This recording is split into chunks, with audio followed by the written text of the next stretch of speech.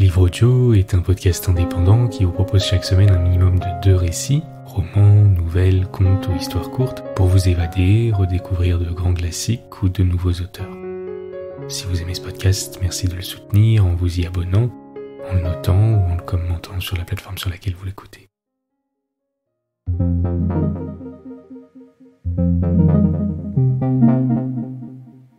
Émile Bergerac, un cas de psychomancie. Je pense que les prodiges psychiques réalisés en ce moment devant les sociétés savantes par Mrs. Pipers, médium extraordinaire et truchement terrestre de l'âme du feu Dr Finuit de Lyon, m'autorisent enfin à vous conter l'histoire de ma vieille amie, l'excellente Madame Arpajoux, d'ailleurs décédée l'an dernier entre mes bras. Cette histoire, que je suis seul à connaître, je ne la narrai qu'aux initiés de l'occultisme, et de préférence à ceux qui croient à la survie. Delphine Arpajoux, jusqu'à 40 ans, mettons 35, avait été l'une des plus charmantes femmes de son temps, et je n'hésite pas à ajouter l'une des plus honnêtes. Mariée en effet à l'absurde Arpajoux, homme vulgaire, bête et sensible, dont elle n'avait même pas obtenu d'enfant, elle l'avait bientôt pris en réelle aversion. Toute la terre et dans les cieux enseigne que le mariage est sans la fécondité qui l'excuse, une mauvaise blague de notaire, et vraiment une œuvre de mort. La nature intervint et Delphine aima. Il était temps. Elle atteignait la trentaine. Ma vieille amie Delphine aima un brave et beau garçon très doux et très fort, riche aussi et intelligent, qui s'en vint à l'adorer.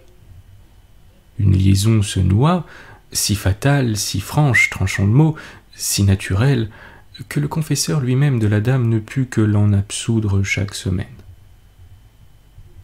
C'était là vraiment le minimum de l'adultère, devant le bon Dieu. Du reste, la passion de ces deux êtres charmants l'un pour l'autre montait de jour en jour à l'inassouvissable et passait les rêves de poète. Anacréon s'y noyait dans le lac de Lamartine. Qui l'eût cru? Arpajoux, lui aussi, aimait sa femme. Mari stupide, il ressentait sa honte et remâchait son malheur. Dépossédé d'un bien sur lequel il s'arrogeait 20 droits légitimes et qu'il ne partageait même plus avec son voleur, il ne put résister à son réel martyre. Il tua l'amant de sa femme. Un duel fut le prétexte de cet assassinat. À dater du jour où elle n'eut plus cet amant pour vivre, Delphine cessa pour ainsi dire d'être femme. Elle ne décela plus les lèvres. Muette, fantomatique, hagarde, elle vieillissait chaque jour d'1 an, et le triste Arpajoux trépassa de douleur à son tour, sans avoir réentendu la voix, sans avoir revu le regard de l'implacable désolé. Ce fut alors que, doublement veuve, Delphine versa dans la dévotion et, selon le mot de son directeur de conscience, s'abîma en Dieu. Mais la piété entraîne au mysticisme, et l'on sait que du domaine de la foi au domaine des sciences occultes, la limite flotte indécise. C'est au pied des autels flamboyants, dans les confessionnaux chuchotants, parmi les aromates hallucinatoires et sous le vent des orgues, que les doctrinaires de la psychomancie recrutent le plus grand nombre de leurs prosélytes. Et l'heure sonna au cadran de la logique où ma vieille amie, Madame Arpajoux, se mit au sortir des offices et communions reçues à faire tourner les tables. Je la rencontrai à cette époque. Curieux de frotter mon scepticisme au phénomène de l'au-delà, je hantais dans le monde spirit. En outre, j'avais beaucoup connu l'amant dont la perte enténébrait cette âme, et le hasard d'une causerie le lui ayant appris, elle avait accroché son éternelle douleur à mes souvenirs de jeunesse. Un jour, elle me parla franchement de lui. Elle m'avoua qu'elle était en communication constante avec l'esprit du bien-aimé. Il ne la quittait pour ainsi dire point, flottant autour d'elle et l'enveloppant de sa présence impalpable. Non seulement, me dit-elle, il n'a point cessé de m'aimer, mais il m'aime de plus en plus, il me désire, Il m'appelle, il m'attire, il pleure, et son désespoir me laisse brisé. Je ne tarderai point à le rejoindre, je le sens et je l'espère. Je lui donnai à observer que pour que son départ fût efficace et suivi d'une bonne arrivée, il convenait d'abord de savoir en quel lieu de l'au-delà le cher amant résidait, et qu'il y allait de leur réunion.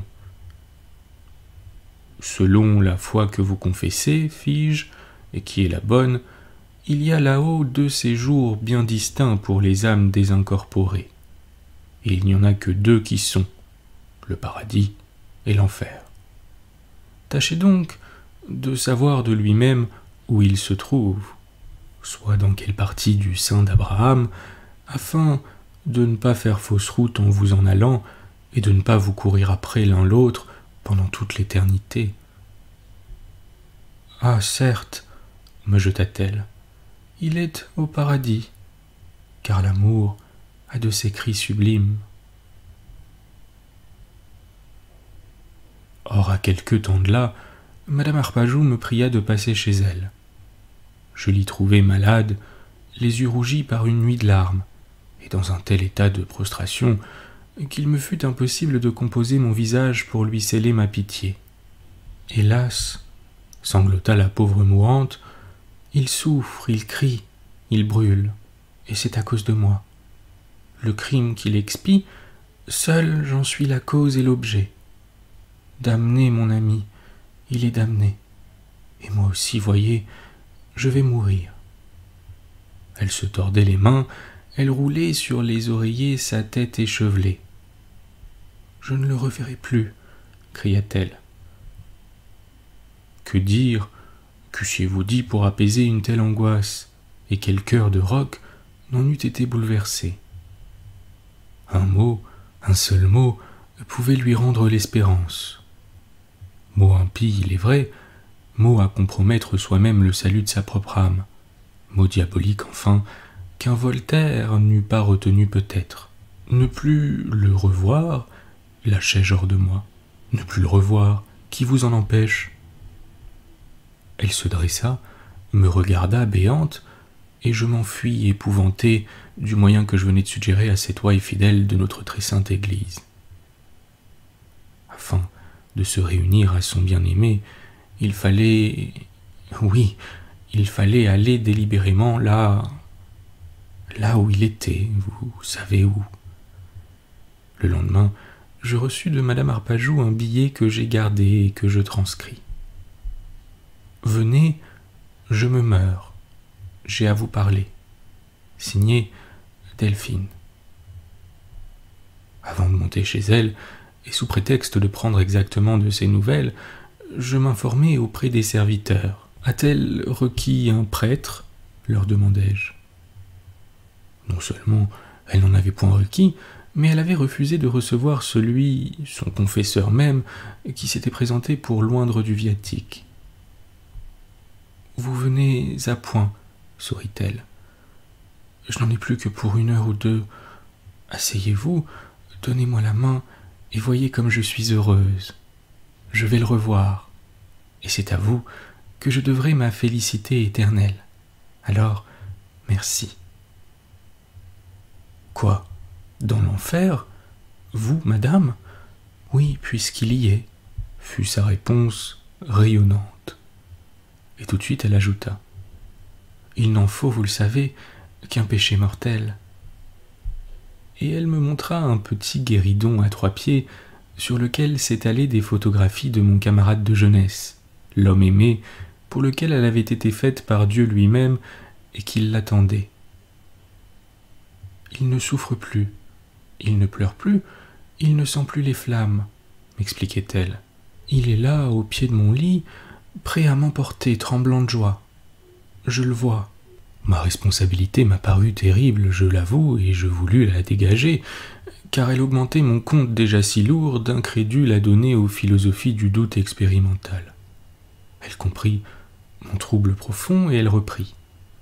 Rassurez-vous, c'est une autre communication qui m'a décidé, car hier, après votre départ, j'hésitais encore. La chrétienne convaincue qui est en moi, et qui y reste encore obstinément, n'était pas éclairée par la lumière de l'au-delà. J'ai évoqué la puissance astrale qui guide ma religion même et qui l'assure des vérités du dogme révélé. Elles m'ont appris que si mon doux amant, si bon, si noble, si fidèle, endure à cause de notre amour les supplices de la Géhenne dantesque, par contre, mon odieux et détestable mari a été recueilli dans les zones paradisiaques et placé parmi les anges pour son martyre conjugal et ses déboires. Sachant ceci, à n'en point douter, ma résolution a été prise, et j'ai congédié le prêtre, vraiment trop dur, qui menaçait par une absolution intempestive de me remettre en présence de mon bourreau et de son assassin, l'intolérable Arpajou. Sur ce nom, elle expira, et je n'eus que le temps de recevoir dans mes bras sa belle tête aux tempes blanchies. Un mois après, j'appris par une table tournoyante que ma vieille amie avait eu raison de croire en la bonté de Dieu et à sa justice. Elle me révéla qu'elle nageait en paradis avec mon camarade de collège et que c'était Arpajou qui grillait en enfer. Et j'abandonnai ainsi mes recherches de psychomancie.